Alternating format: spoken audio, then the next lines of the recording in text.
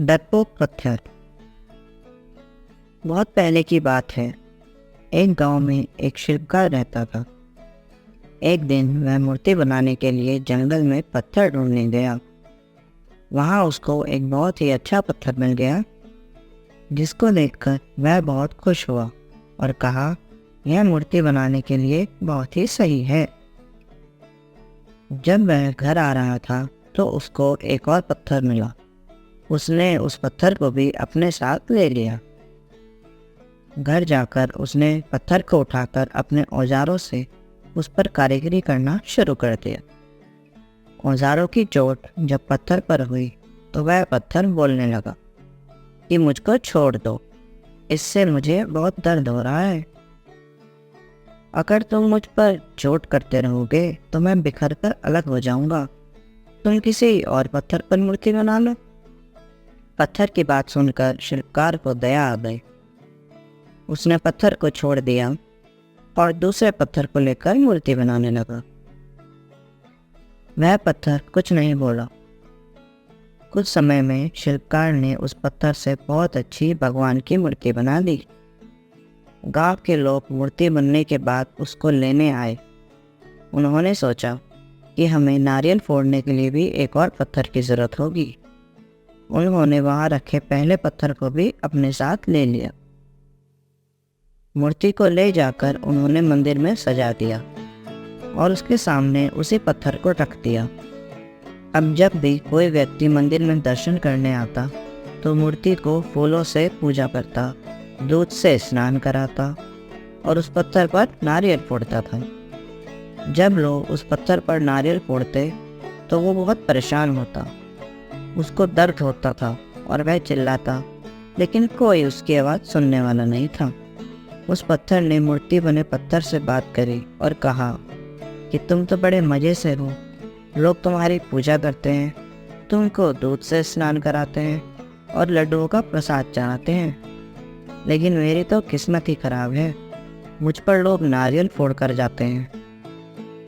इस पर मूर्ति बने पत्थर ने कहा कि जब शिल्पकार तुम पर कारीगरी कर रहा था, यदि तुम उस समय उसको नहीं रोकते तो आज मेरी जगह तुम होते, लेकिन तुमने आसान रास्ता चुना, इसलिए अभी भी तुम दुख उठा रहे हो। उस पत्थर को मूर्ति बने पत्थर की बात समझ आ गई थी। उसने कहा कि अब से मैं कोई भी शिकायत नहीं करूँगा।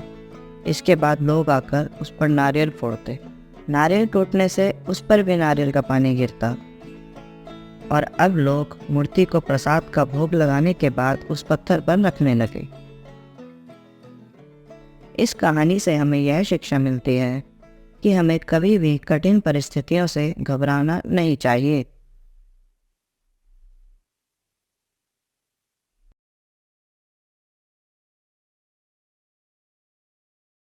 कृष्ण और सुदामा गुरु संदीपन मुनि के शिष्य थे।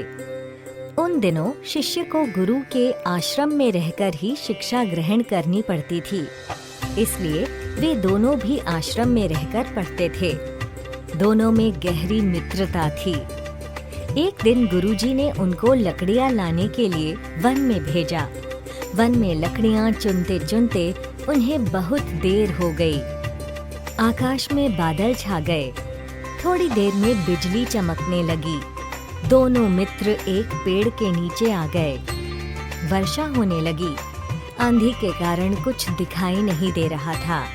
वर्षा तेज हो गई। यह देखकर सुदामा डर गया। डरी हुई आवाज में उसने कहा, प्यारे मित्र कृष्ण, अब क्या करें? इसमें डरने की क्या बात है? कृष्ण ने उत्तर दिया। सुदामा ने घबराते हुए कहा, जंगल में शेर, चीते और कई जंगली पशु रहते हैं। वे हमें खा जाएंगे।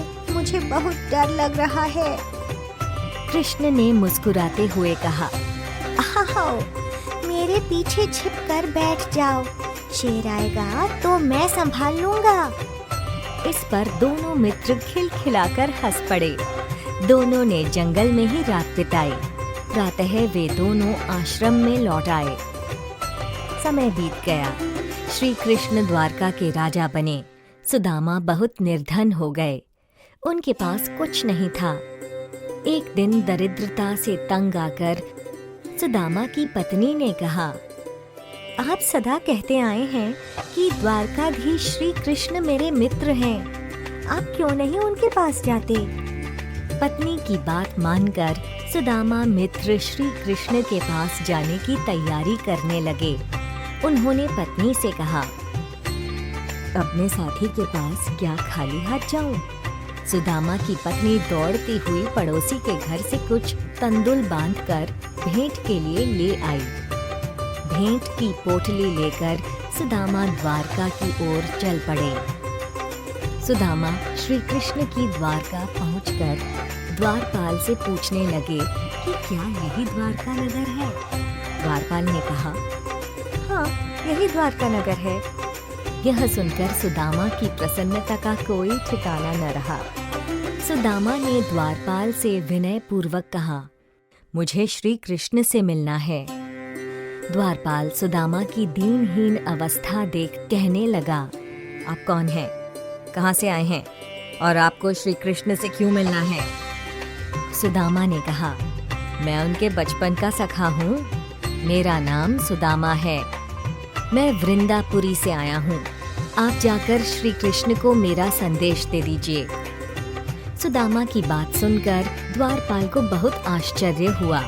फिर भी द्वारपाल सुदामा का संदेश लेकर श्री कृष्ण के महल की ओर चल पड़ा। महल में जाकर द्वारपाल ने श्री कृष्ण से कहा, प्रभु, द्वार पर एक अत्यंत गरीब विप्र आया है। वह आपसे मिलना चाहता है।